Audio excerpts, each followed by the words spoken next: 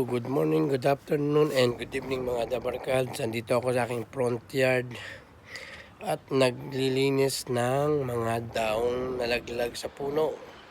Dahil ngayon dito ay month of October, fall season. So maybe next month, babaksak na ang maywagang snow dito sa Winnipeg, Manitoba, Canada. Ayan o, nasa likod ko. Nakakaisang ano pa lang ako, paper bag. Paano mga dabarkad?